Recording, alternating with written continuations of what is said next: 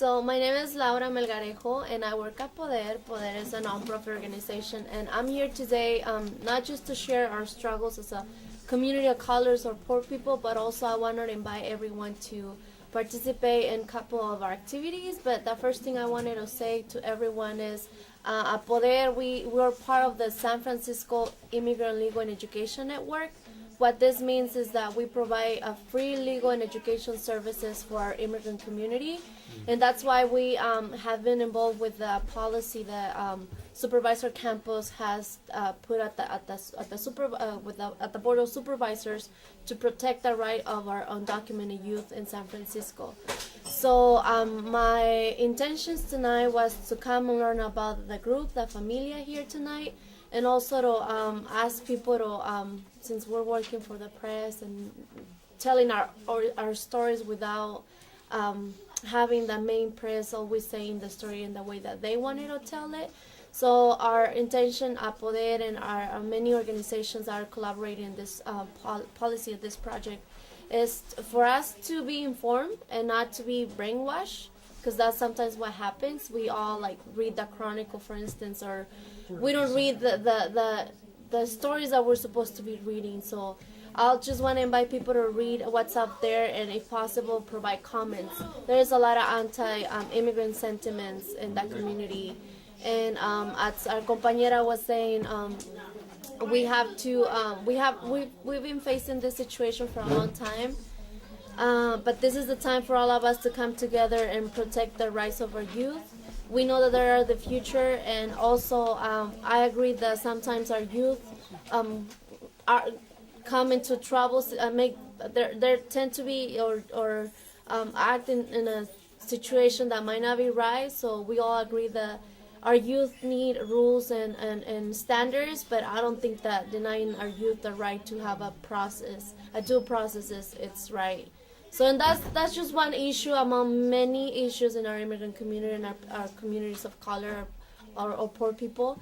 So I just wanted to invite people to be active and participate and be informed, and not just let other media to come to us and tell us what's not a real story. So I didn't know it was going to be a lot of people, but I do have some information that I can just leave it on to Tiny, and she can pass it around, and I'll be more than happy to come back with more materials and even flyers or more things, more literature to invite people to participate. And just to close it up, it was amazing to be here. Good energy, so thank you. So before we're gonna open it up if people have questions, but I just want to frame that we asked our compañeras at Poder to come through specifically about this sanctuary law for migrant youth that David Campos proposed, and the Poor Magazine, from our scholars as folks who have been impacted by it, are trying to make sure that our voices are inserted. And as you see, hardly ever, we're always being called illegals and all these other horrible terms, right? Yeah. So specifically on that legislation, do any of the reporteras have a question about Poder's or the coalition's perspective on that legislation? I'm not a reporter, but I have a question.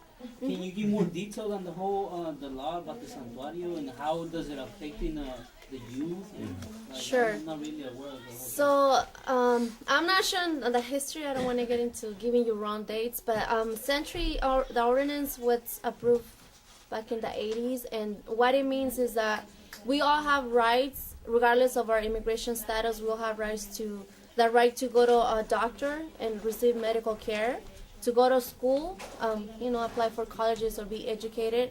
And if victims of a crime, we all have the right to go to the police and report that without being afraid of being deported because you don't have a social security number or because you're here undocumented. So basically that's what it says. That's the ordinance, that's the law.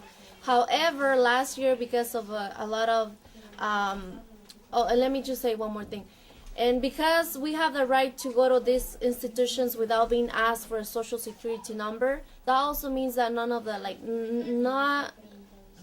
a teacher cannot ask a student, oh, let me see your social security number.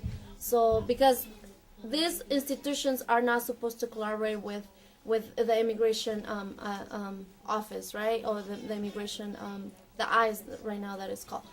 And however, last year, because of a lot of violence in our communities, our mayor Gavin Newsom kind of wanted to change that. If our youth are here undocumented and they commit a felony, they have to be deported without the right to a hearing in front of a judge.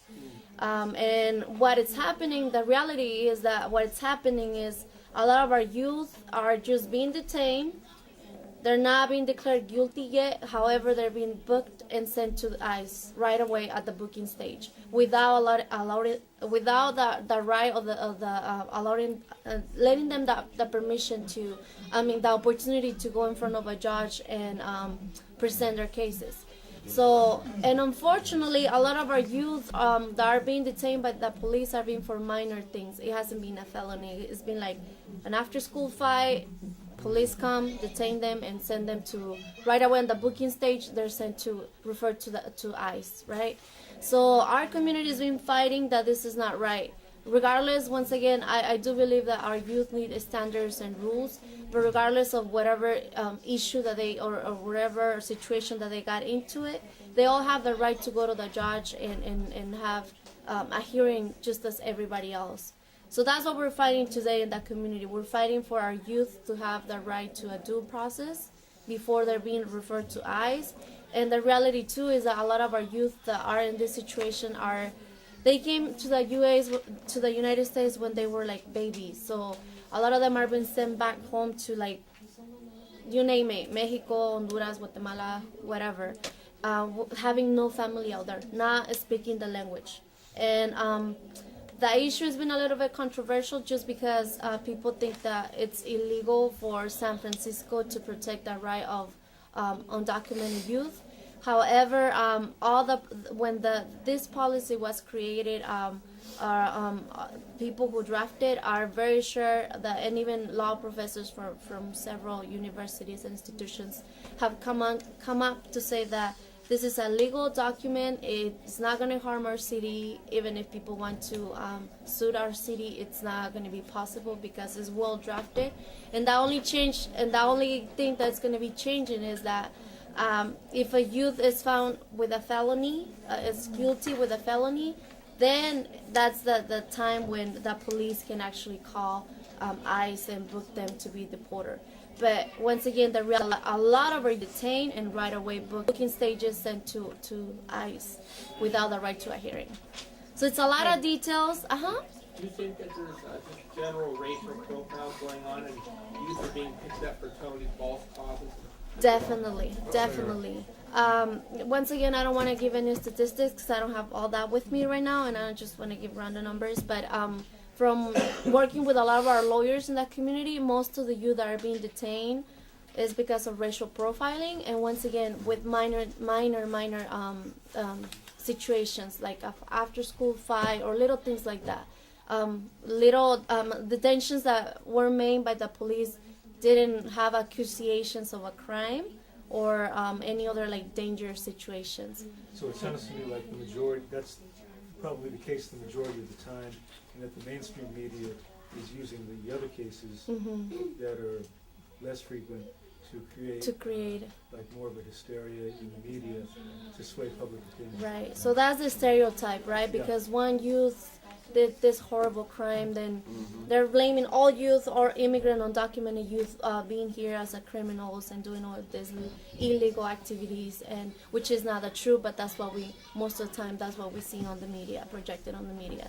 And so we need to go to the next story, but I just want to let you guys know and everybody know that we did an interview with David Campos today, all the reporteras. Right. Yeah, and we're gonna mix that with what you're doing and what all of us, and we're gonna put it out on PNN-TV and PNN Radio.